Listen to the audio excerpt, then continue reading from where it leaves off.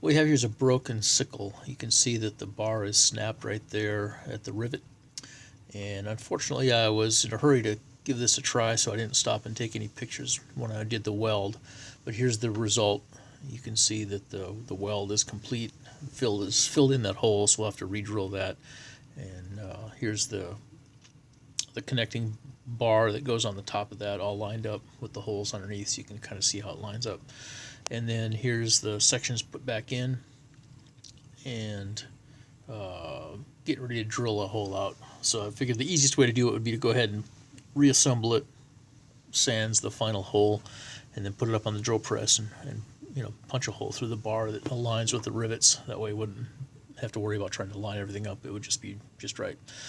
And then that's it for the repair of the bar itself. And of course that sickle's got a whole bunch of sections on it that are worn down and ground to points, so that there's not much left. So a little video here now. So now that I got the camera set up, let me go ahead and run through replacing one of those sections. I found that it's pretty easy to do if you hook up the vise and then just drop that sickle in the vise, well, once it's set up right, and give a good solid wrap on the back of that section. It'll just shear the rivets right off. That way you don't have to mess with trying to grind them down. So again, get it set up, give it a good pop, and you see the rivets flying off of that guy. And of course the hammer falls off the bench too. I really should get a solid bench, but use what you got, right? And then once the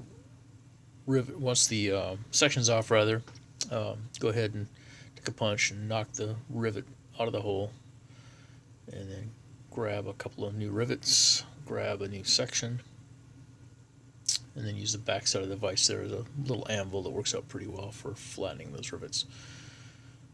So there, go ahead and set that guy on there. I usually put the second one in just to hold it in place so that we don't get out of place as I flatten that rivet out. And just a few good hits with the ball peen hammer. You don't have to swing real hard, just let the hammer do the work. And then once it gets flattened down to kind of a good level, go ahead and go around it and knock the edge down so it doesn't catch on anything. And then there it is. One of those rivets is in. So now go ahead and flip the other rivet around so that it's facing the right way.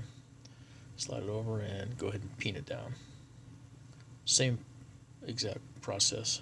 Tap it down, flatten it out.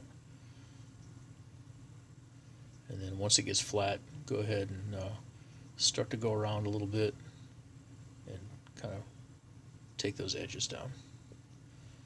And there you have it. I think another section is replaced and ready to go do some cutting. And once you get that rivet on, just take a quick look, make sure everything is straight and lined up well, and no gaps underneath between the section and the bar.